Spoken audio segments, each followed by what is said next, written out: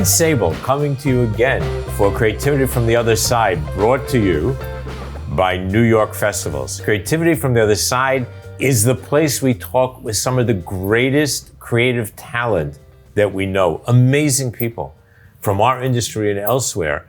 And we discuss with them what drives their creativity, what gets them out of bed in the morning, what can we learn from them for ourselves to help drive our own creative juices and help us get to a better and more creative place in our lives. And today, and by the way, we're coming to you, as we often do, from Silverstein Studios down here in Lower Manhattan at the World Trade Center, where the streets are full of people.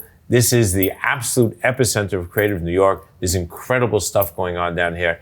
I urge you, get out, wherever you live. Just get out into the streets, go see people, go even to your office if you'd like. I'm certainly not pushing one way or the other, but go meet people, get out, it's time. It's time. That's what helps drive creativity, and we'll talk to our guests about that as well. So I am so happy and honored to have with me two new friends of David, FODs, so that's what you become at the end of the show. And so I'm really excited. So Eno Oduok, who is, and Ish Traore, both from Wieden+Kennedy, one of my favorite and certainly one of the most iconic agencies that we all know. And we have a lot to talk about, guys. Amazing. Tremendous. So welcome. We do. Happy to be here, for sure. you. Welcome, welcome, welcome. So first thing I want to talk about is the two of you and what you do at Wieden, because I think it's fascinating. First of all, I think it's fascinating that you came here as a team, you work as a team, but in another agency situation, it wouldn't be that obvious that you're a team like this. And Ish, you describe yourself as a typical Wieden, traditional Wieden creative. What does that mean? Yeah, it's interesting.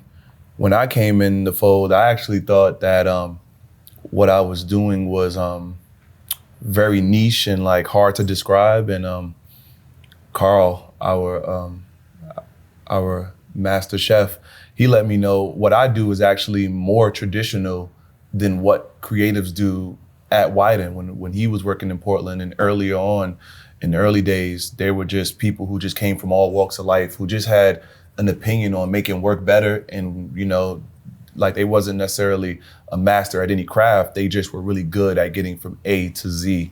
So really interesting to think that my whole career, no one was able to, I guess, synthesize or get the most out of me being an A to Z kind of person. And then I go to Wieden, where for most people, it's like Hogwarts for creatives. And they're like, welcome home. What you do is rather normal here. I love that. Yeah. And Eno, you are a community manager, but you're also a writer, and you're a producer, and you're a thinker. So what is that? What's a community manager? And then how does that fit in with our traditional Wieden creative over here? Wow, that's a powerful question. So a community manager is someone who like manages the community. So they basically are the liaison between the client and the brand. So you are showing up in an authentic way on social, helping to manage that community for the brand. How does that fit into what Ish was saying? So the brand's community. Yeah, the brand's community. And so that fits into what Ish was saying, because like, you know, you can be a traditional creative, you can be a non-traditional creative and still fit in that realm, and you can still be at Wieden and do all these dynamic things. So it definitely fits. So give me an example.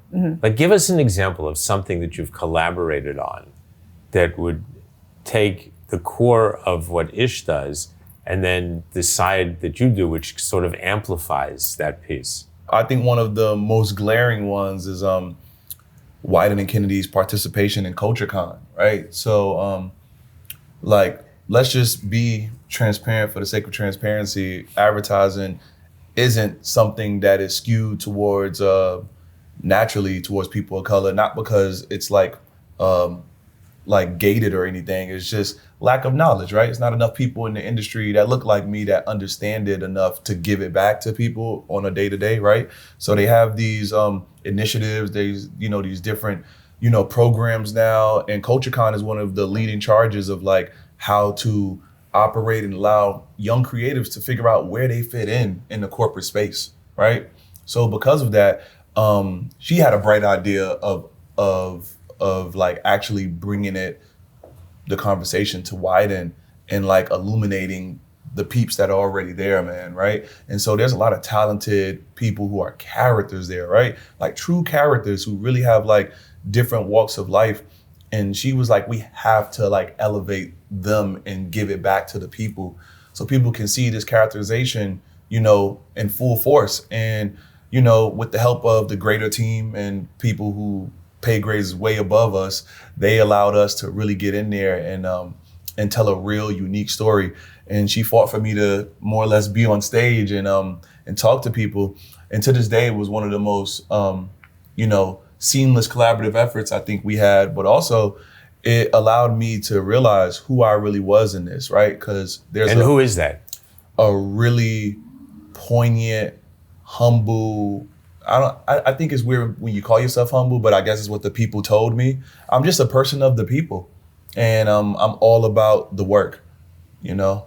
And I learned that like through that exercise, you know? It was really funny too, because I knew I was like, there's no way I'm not catching COVID after this panel. I shook over 110 people's hands after the panel. You would have thought it was church, you know? So it was kind of crazy, you know? I never had that many people, you know, reciprocate the energy that they felt I gave to them. And that was definitely because of her communication skills and for her being able to allow us to speak towards what we do and how we do it to a greater audience. It was a huge effort. So it was not only like a panel, but we also had an activation. And Wieden+Kennedy's never done an activation of that magnitude without a client. So it was really dynamic. And him and our other panelists, they came on stage talking about their creative process, you know, showing up and also opening the door for other people as well. So it was pretty cool. So I love that.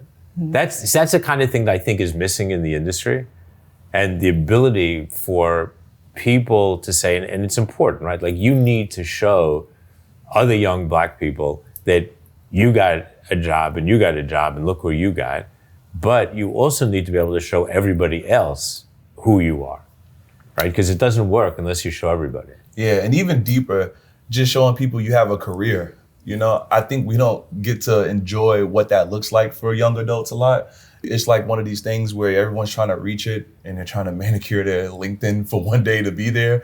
And then when someone gets there, they don't really get to like actually like politic per se. So, right, but yeah. You're there and you're inspiring everybody. So yeah. I think that's beautiful. Yeah, absolutely. So now let's move to another aspect of Wieden, which I think is really, really cool, which is that you actually both have two careers, right? So you've got your Wieden gig, but you also have your own businesses.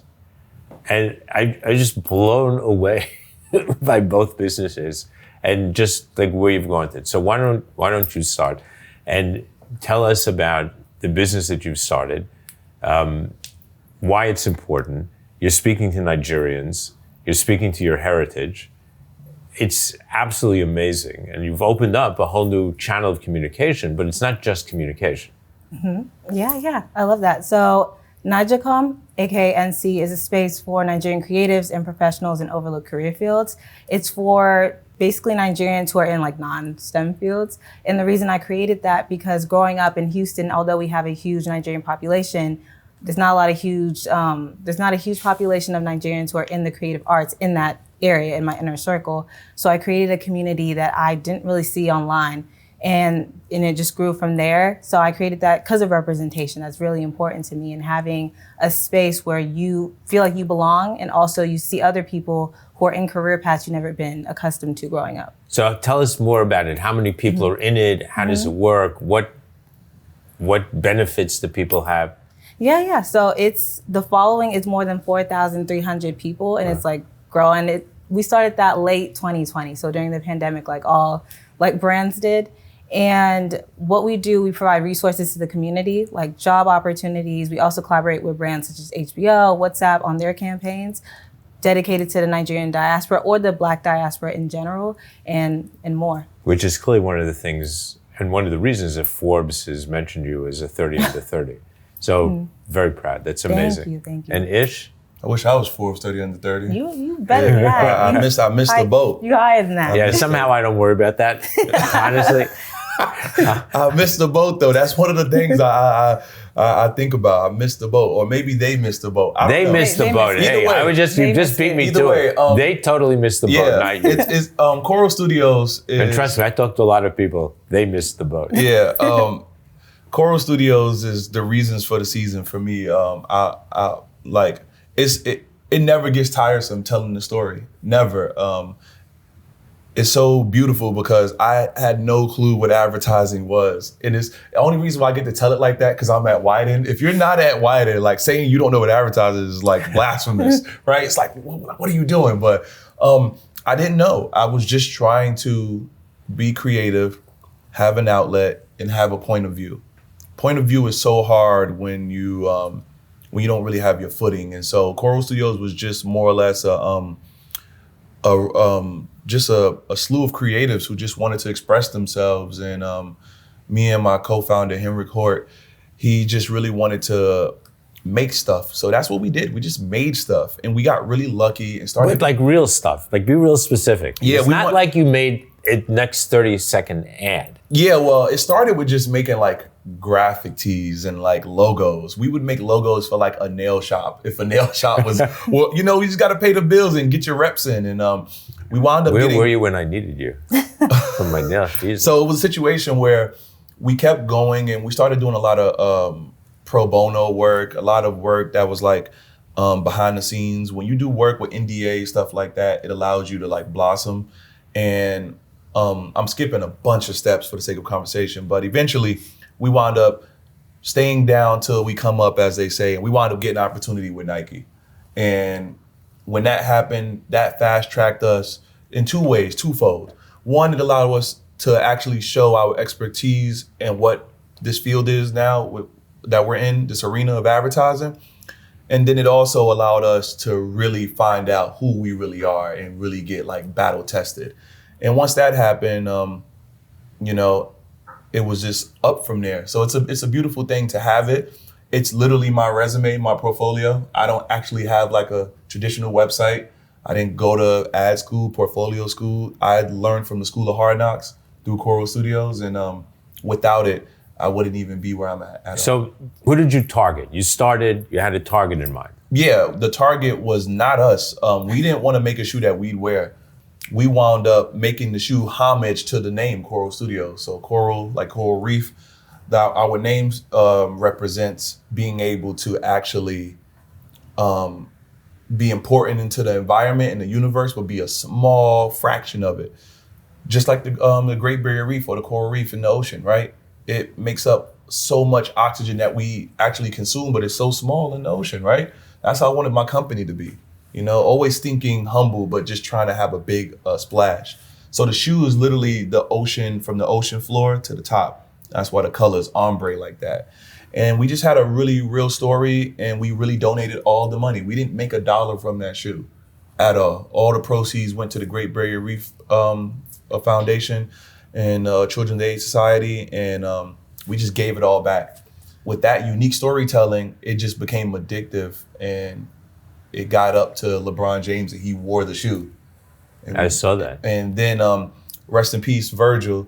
He did one of the greatest things he could have did for me. At this time, he was hot as fish grease for Nike, and they sent them probably upwards of 30 pair of shoes, things like that. Just sent them shoes and like, hey, this is all the new season stuff. And he kindly responded in an email, don't send me anything other than the Coral Studios Air Max 95. And if I don't know how affirming that is, I don't know what is.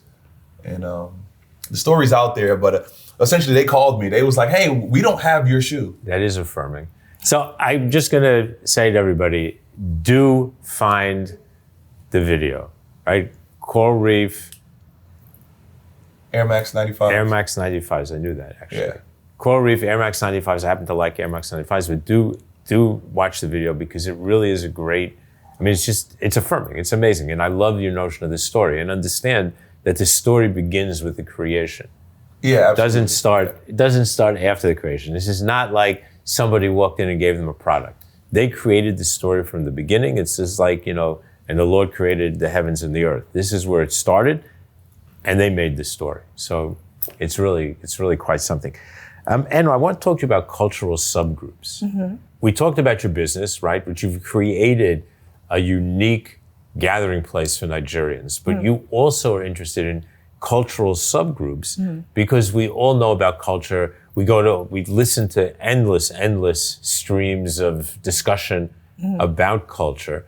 But, I think as Ish talked about before, very often we're talking about culture up here and occasionally here, but we're not always talking about it down here where the cultural subgroups are. And very often the most powerful influencers actually come from the subgroups. Yeah, I love that. So yeah, in marketing, well, in a lot of industries in general, when we talk about diversity, people typically talk about race, gender, and which is really important, but you also got to talk about things that are more in depth as well. Like you're talking about a race, okay, there's different cultures within that race. Like the Black community, you have Nigerians, you have Kenyans, Malians, of course. all that. And so you have to cater to these demographics as well, especially because these are people who are buying into your product or service, or whatever the case may be, or you're taking influence from their culture into your campaigns. So you have to cater to these demographics and not just the Black community, the white community, Asian community. There's so much more. So I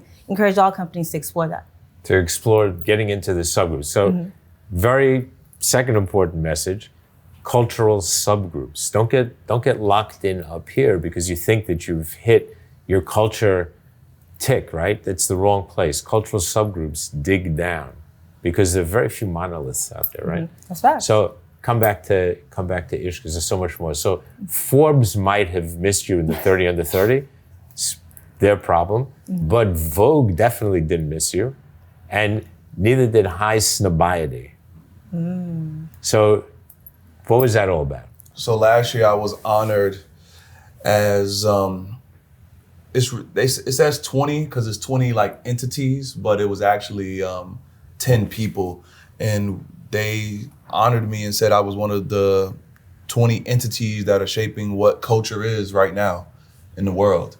And it was a great list to be on. Forbes pay attention. 30 under 30. He's one of the top 10 people in the world shaping culture. Hello. Yeah. I guess, I know. The funny joke in it, right, is because we're always talking in tandem, and the main thing most advertising people care about is ad week 100 or whatever. So you're like, oh, I want to be one of the 100. And then she's like, bro, you're one of 20. 10. Yeah, well, one of 10 technically. It was great, man. I got to be on work time. We all got celebrated in Paris during Fashion Week, And it's funny because I think some people think that it's a fashion thing with me. And that's so far from the truth. It's just fashion has an unlimited power source of culture. So if you really want to test anything in advertising, if it works in that world, it really works because it's people's job to push things away in that industry. They only want to be snobby.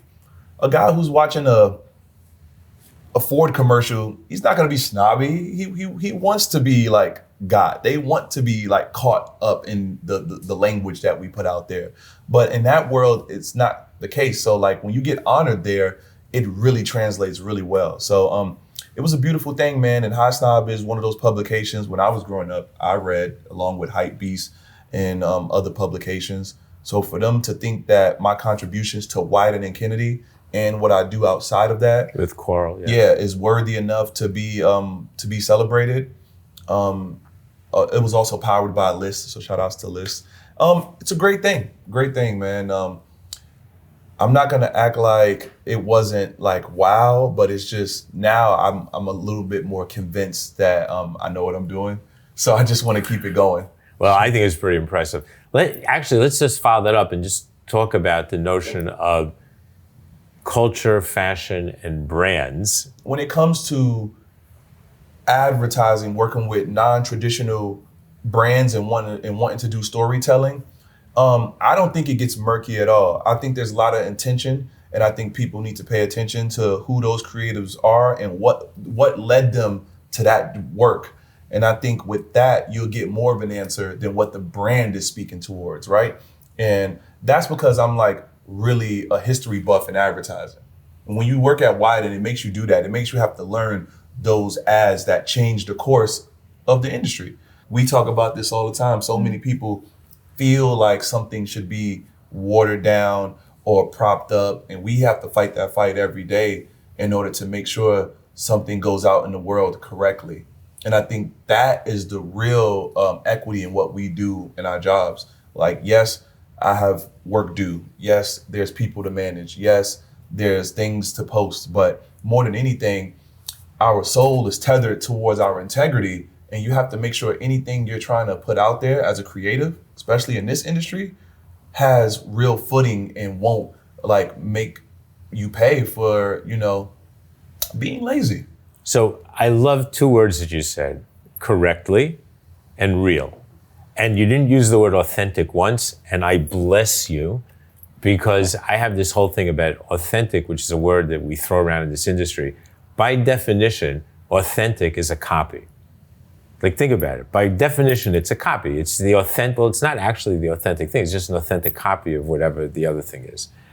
And I think that we spend so much time worrying about being a copy, we don't think enough about being correct.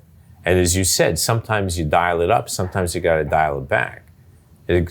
Sometimes you gotta fight the fight this way, sometimes you fight the fight that way to be correct. I don't know what people do outside of our office, but in our office, they just encourage you to really stand on something, man. And if you're gonna stand on it, that means you better have a lot of insights, because it's gonna be a lot of insights. Yeah, it's gonna be a lot of challenges, and not bad challenges, just proper stress tests towards an idea. And if you really believe in something, you should want it to be stress tests, right? A good argument always starts with someone believing you, but also wanting to see if you believe yourself. That's the real, and a lot of people don't even want to have that conversation. It's best we have it only here, because, and again, I don't mean to speak for her, but there's plenty times where she may have an insight that feels more unique, but it's actually speaking towards the greater audience, and the insight may be, hey, maybe we need to show up like this, or maybe set creatives may need to look like this in this light while we're building community. And on paper, it might be like, well, we have a narrative we're pushing, but the real is this person is doing something right now and they're radiant. And when you're in the Wieden sphere, sometimes everyone's radiant, so it's hard to pick and choose. But if it's here, it works. So we're gonna come back to your absolutely. role in the New York City executive jury at the end. But I just want everybody to listen to a couple of important pieces here. One is insight, right? Like, think about that. So what you didn't hear from you, which unfortunately we still hear from way too many creatives, and we see it in a lot of the award shows, it's not about insight, it's about like, hey, I'm the creative guy, I know what I'm doing. Guy in the non-sexist, non-gender sense. I'm the creative person, I know what I'm doing. Like, this is my idea, da, da, da, and they push clients to do stuff that is totally wrong, because there is no insight. The insight is less important than somebody's vision of what they think the creative should be, which often, I shouldn't say often, which sometimes is the thing that wins them an award, versus what you kept saying, and I love this, is the stress test. Like, it's okay to believe it, but if you believe it, if you don't have an insight that you can stress test, then what's the point? That's true. I love that when Ish was mentioning insights, some people think insights typically pertain to like logistics and stats and everything. Sometimes insights come from cultural experiences as well. And that's something that can't be measured. So that comes back. I think that there's a great quote of yours. And I'm just going to read it because I don't want to get it wrong. Perks are useless without the work ethic. And when I read that, I like started 10 times and wrote it in then I didn't just write it down here, I wrote it in my book of quotes, with you as, of course, as the quote, because that really says it all. It's like, okay to get the perks. We talked about before, because you are a homemaker, you can see it. But it's not, you can't get the perk of being the creative guy if you're not ready to put in, if you don't have the work ethic and you don't put in the time. And you just talked about what that time is. Absolutely. Work, sweat equity. I don't know. People love buzzwords because it just masks their actual like guile of how much they really want it. And I just want to make it because we're a tandem, so like in certain degrees, but her work ethic, I've never seen it while living on this earth. I've never seen someone so persistent. It's annoying. I'm sorry you're annoying me now. I'm sorry I'm annoying as well. It's quasi-problematic. You didn't know that, did you? I love it though, because nothing comes without a push. Nothing comes I'd say without... you're blessed, actually. Yeah, exactly. And I think what happens is creatives like ourselves, we get so married to making things correct that we don't get to enjoy the storyline of it. And a lot of times your persistence allows for the work to be great. And that is the real jewel in having a career. And I think some people like careers for, which is all great. I'm not hating on it, but I didn't get a job so I could have dental. I mean, clearly I have gold teeth in my mouth, but like I didn't get the job so I could enjoy holiday parties. I got the job because they make famous work, and it's because they push people to think more, internally, externally. So when I came, I was yearning for that. What does that look like? How does that feel when someone is making you think about something at 1 a.m. and not on work time? Oh my God. So I hate to tell you, but like you guys just destroyed half of the young people in America who unfortunately are now, outside of the Great Resignation. Now we have Slack off Mondays and like all kinds of stuff. And you're talking about her pushing you at 1 a.m. to think about stuff, which I kind of like, because I think work ethic has nothing to do with balance of life. I think work ethic is just something that you have. You hear that, camera? You hear that, people out there? So Sunday scaries have been turned into Monday slack off. There you go, because people act like Sunday scaries is like the boogeyman. You sound like you just found a remedy. They're just mailing it in on a Monday. Well, I didn't, but that's the point, right? Yeah, that's exactly what they said. They said Sunday scary is like, oh, I got the solution. We'll just slack off on Monday. And that way you won't have to worry about it on Sunday. And so my only question was, after I read all this stuff, I'm thinking, okay, so what happens on Tuesday? I guess it's like tumble you Tuesday. slacked. It's tumble Tuesday. You tumble then into you tumble Tuesday. into it, right? And yeah, I guess it's realization Wednesday. By that time, everything's due usually. That's and right. there you go, right? Yeah. Versus, I talk about this another time, but I just have a view of whatever you do, you have to do 100%. Yeah. One of my friends calls it Sable math, because sometimes it adds up to 1,000% in a day, but it doesn't make a difference. If you're doing something for 5 minutes, be 100% in the 5 minutes, right? Like whatever you do, be all in. Like if you don't go all in, then you have no work ethic, in my view. It's the way I was raised. And yeah. I just think it's the way to go. Tell us about, you also wrote a curriculum, a media advertising-ish curriculum. Yeah, with Rock Nation. So we have a partnership, Wieden+Kennedy, with in the story. Jay-Z. Yeah, the story I heard is pretty cool. So I want to own the story on wax. I heard that Hov was looking at some stuff on TV during the NFL. And he was like, "Who made that commercial? Like Wieden?" And then he was just like, "Yeah, like get them on the phone." And so we could, build a curriculum with students. And that was actually my first introduction of working with Eno. She was working on the back end because we're in a different climate now for teaching. So if you are going to teach, you're going to teach in person, but also on Zoom, because some kids were still remote, things like that. It was the real deal. It was literally 180 minutes full on. You take a break in between, you're presenting the work, you're talking to the students, you're taking them through it. We actually almost like did it too well, because we were dealing with first year students, and it was kind of advanced, and for them to pick up on it the way they did was amazing. The curriculum was funny because I built one accidentally because I was new to the job and I wasn't briefed on it necessarily.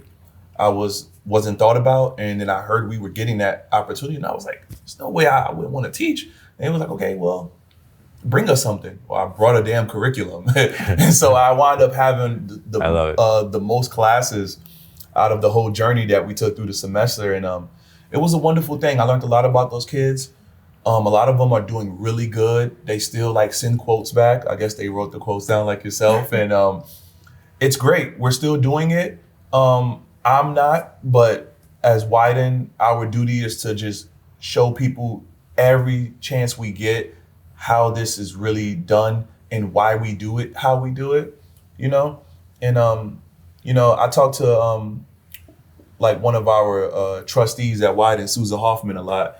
And it wouldn't be an interview if I didn't bring her up. She brings me up. So there you go, Susan. Gotcha. But she says like, what, again, like, I guess it plays back into that Perk quote. It's like, what's the point of knowing all of this if you're not like sharing it in a tolerable way? Because we're intolerable creatives. So the only way we get it out is just like servicing people. Yeah, we're in the service industry.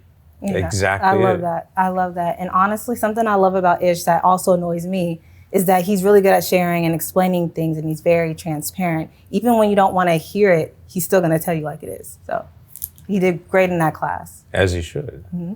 And we are in the service industry. Mm-hmm. Absolutely. And we shouldn't be embarrassed about it. Unfortunately, there are people who are embarrassed about it. And I just don't get it. Like, we're in the service industry. And what we serve is great ideas, great work, our integrity, as you said. I think it's amazing. So you're going to be on the New York executive jury of New York festivals. So talk to everybody. They're preparing their work. They're thinking about winning. They're thinking about the importance of winning and why New York festivals are so important to them. What should they be thinking about? What is Ish going to be looking at? What are you going to look at? We know, we already heard about work that has integrity. We already heard about insight, craft. What else? More than anything, the amount of belief that's in the actual work. You can see belief in the most minute operation, whether it's a social campaign or whether it's something huge that was a full-on analog campaign that's on TV up until forever, right? And the main thing, which is hard for a lot of people who I feel like are like deeply love creativity, is to like take a step away, because we're like magicians. So we know how all the work is made. We know all the tricks. And it's like Penn and Teller, like trying to find a way, how can you trick yourself to realize like this person made you enjoy something? I was a speaker at the AICP Awards, and we talked about some of our favorite ads, and the red thread in it all was just belief, right? No matter what the world is, whether it's a fake world, whether it's a cliche, whether it's playing on a trope, the belief in it is the sell, no matter what. If you know that Mountain Dew isn't your favorite drink, but if it looks like it tastes good in this commercial, there's some belief in that. So that means a writer had to write good. That means a director had to understand that writer. That means the art director had to get on the same page. That's what I'm looking for. Like, you can tell when everyone's on the same page, you know? And it's so hard to get that through everyday work, because you're literally talking about any job that has upwards of 7 to 38 people approaching it. Right. You know? And you're trying to get everybody to walk step together and make something great. So I'm assuming it's gonna be the best of the best, you know? I'm very happy to be a juror, you know? To me, I have a fear of being judged. So the fact that I got to skip the steps of winning awards and be a juror is excellent for me. So I have no dog in the race. So as long as it's, excellent in its own special way, I think it should be celebrated. Good. And Anna, what are you going to be whispering in his ear? Don't say the wrong thing. You think she's kidding? So far he's been doing real good. Mm-hmm. Well, honestly, what I would tell him behind the scenes is like, just be you, keep doing you, and like judge it authentically. Well, we don't use authentic, sorry. Real. Be real. Yeah, be real. And when you're judging, like, look for whatever is real. Look for whatever is real. I like that. You guys are just such a tribute to what Wieden has created and to the legacy of that agency. So congratulations. Yeah. And thank you for coming and being here with me. and for being an FOD, a friend of David. So you get, it's not exactly Balenciaga, and I'm not sure it's Air Max 95s, but they are mine. Ooh. So you get a Creativity from the Other Side shirt with an FOD in the middle, because you are now both friends of David, and I hope this one is for you. Oh, thank you. And this one is for you. And you surely can post a picture of yourself. Oh, yeah, definitely. Which definitely. Definitely. And of him as well, because that'll definitely help the brand. But seriously, guys, this was really. I like the logo, but we could do a little partnership, a little collaboration. All right, there we go. Not too crazy. Hello, there we go, guys. Wait, I got more. I want Nike. Man. I want samples. This is gonna be one of those interviews that we're gonna be like, yo, we did that 5 years ago, and they're still holding us to that. Like, I hope so. Yeah, well, absolutely. you're gonna see like if my fashion changes after this as well. I'll send you a note. But seriously, thank you. I learned so much today, and it's been such an honor and a pleasure to talk to you and to talk with you and to just to listen to you and to learn from you. And I think what you have is unique. And I don't even want to say interesting as a put down. It's unique and amazing. It's real. And it's real. And I hope that everybody's paying attention, because this is what I've always believed our industry was about and how we should work, and we don't always. And so amazing. And again, David Sable coming to you from Lower Manhattan Silverstone Studios for Creativity from the Other Side, where we talk to amazing people like Eno and Ish, new friends of David, and we are brought to you by New York Festivals. If you didn't have your work in, get it in. There's still time, and see you next one.